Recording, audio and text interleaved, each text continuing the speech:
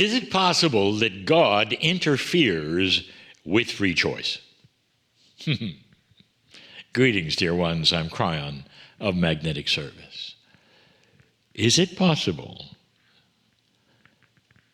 that God interferes with free choice? Here's the answer. Well, of course not. Well, perhaps. Okay. I have to explain this, and I want to. I want you all to know how this works. Let's start with the premise, the one that so many of you are taught, but so many of you don't understand. Worldwide, it is known and seen and taught that God is love. Let me go further. The creator of the universe who made your soul, that soul that has been here in this universe as long as God, you might say created at the very beginning of the beginning, your soul, that's you. Whatever name goes on that soul is loved beyond measure. As you sit listening to this message, God is in love with you. Change the name God if you wish, if it bothers you, to Spirit, to Creative Source, to Source.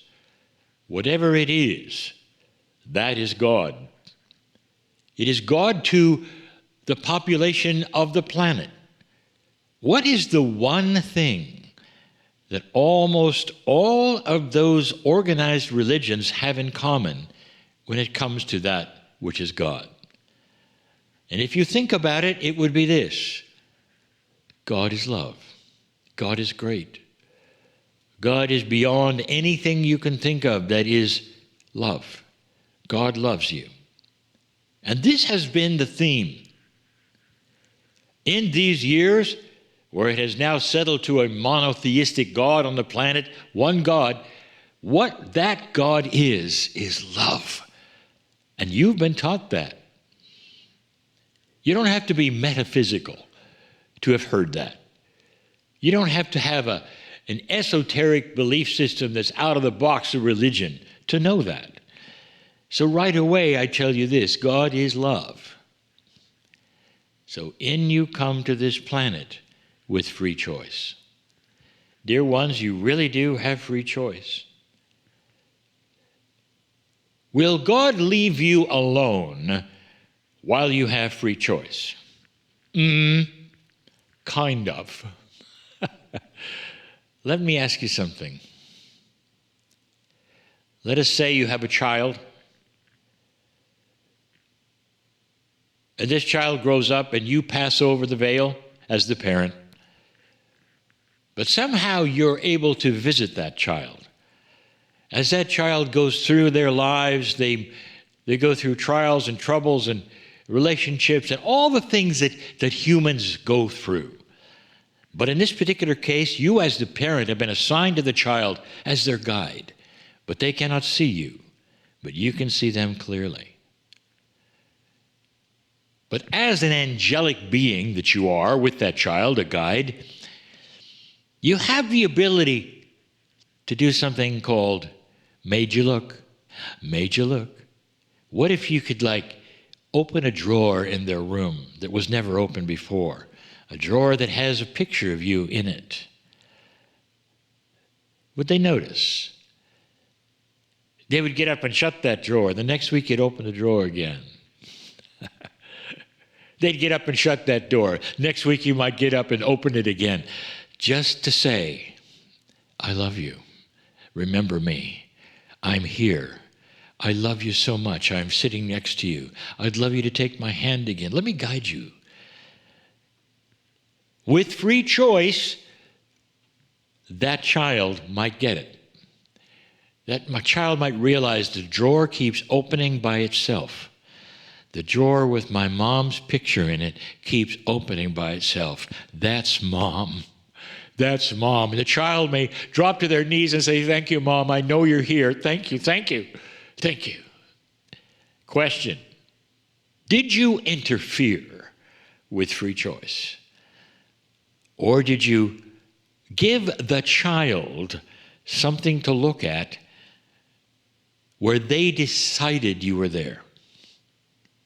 This is the major look. Now, the interference is not from God.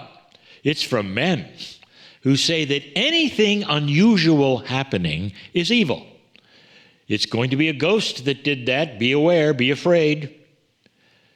Call in the exorcist, do something, because anything you don't understand that might even possibly be multidimensional has to be of the devil. This is what you're taught. This is what humanity is. Afraid of that which is odd, unusual.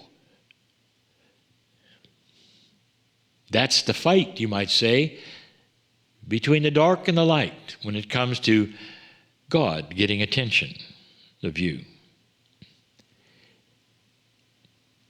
Dear ones, when I met my partner 35 years ago, this was the case.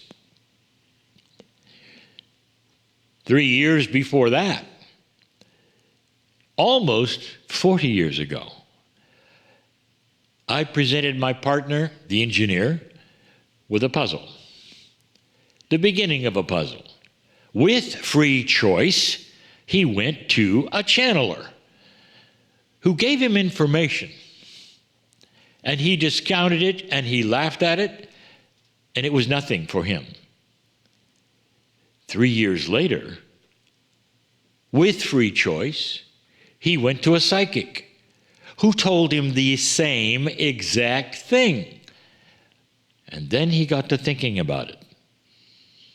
How could two men, 40 years apart in age, that did not live in the same area, did not know one another, had nothing to do with each other, give the same identical message about an unknown entity called Kryon? This got his attention. Number one, I made him look. Is it possible that this was interference, or was it simply love? Tapping him on the shoulder and saying, looky here, I made you look, what's next? What are you going to do with free choice? What are you going to do, engineer, with this puzzle? The rest is the history of Kryon, because the man in the chair, the one talking to you now, prepared a chair and sat in it. And that is the moment, with free choice, that hesitantly he threw down a fleece, as they say. He gave a challenge, as they say. And he said, if you're there, show me. Kryon, whatever your name is, if you're there, show me. One chance. If you're there, I'll sit in the chair. Come on in. If you're not, I'm out of here. That was the challenge. That's all that was needed. And he sat in the chair, and I came in with all the love for his soul that he'd never really experienced before. From the other side of the veil, a love which was always there, always waiting for him. And I filled him with it. It didn't take much, because he said yes. He had an allowance for anything to happen. He was ready. And he wept. And we all rejoiced. All of the guides. I was there, and we were chanting, made you look, ha ha. Is that interference? Free choice. And he couldn't leave it alone. It felt so good to be loved. And for in those moments, he was totally and completely at home. A peace that he'd never had before, just for a moment.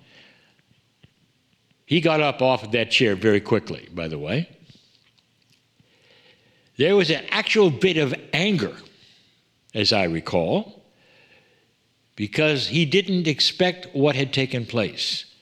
He gave permission. He said, if I am there, come on in, and I did. But even at that, he didn't expect it to happen. Not really.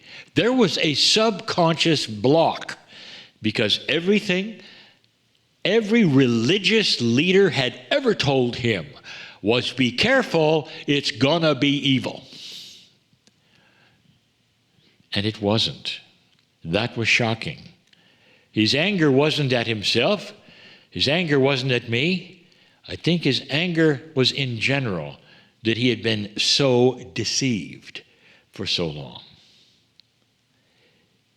Dear ones, this is spirit, the creative source at its best. I want to ask you, how available are you to let us make you look? How available are you for perhaps synchronicities to occur that might be impossible? Or things that may appear or disappear even dimensionally that are impossible. And when they happen, there is a tinge of fear instead of a tinge of joy. Oh, that's God playing with me, moving things around from dimension to dimension. Or, do you fear it?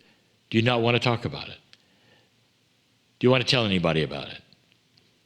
These are the made-you-look kinds of things that someone who loves you does to get your attention, who can't come up to you and say, I'm here, because that's against the rules of free choice.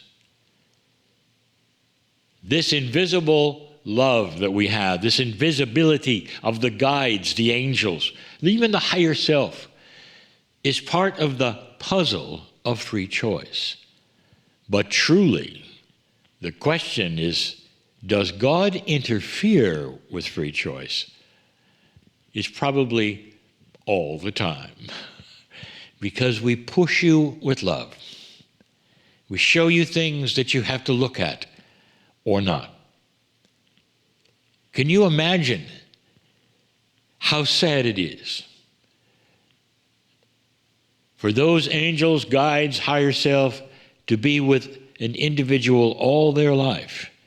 When they show them synchronicities, they pour love at them, they enter their dreams, and none of them will look, because they were programmed out of it early on and told it doesn't exist, it can't exist, it's the mind playing tricks, it's evil, it's this, it's that, instead of a loving God that wants to get in touch.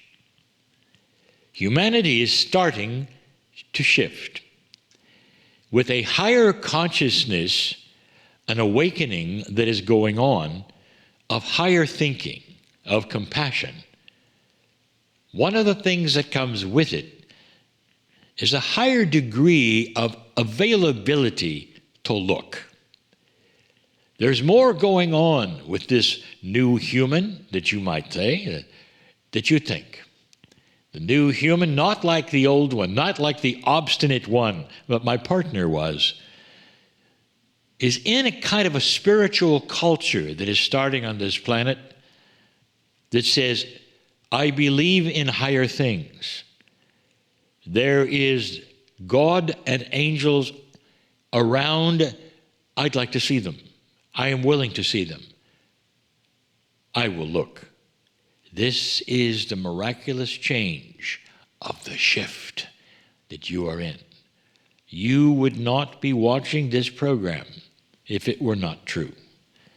Somehow, some way, our love made you look. Oh, what a message! You responded to love, and now here you are, being loved, knowing love. I am Kryon. I know love. We are in love with you. And so it is. If you enjoyed this channeling, you might also enjoy the weekly program It Came From, Wednesdays with Kryon, a heartfelt 90-minute program with more of what you've just experienced. Why not join us?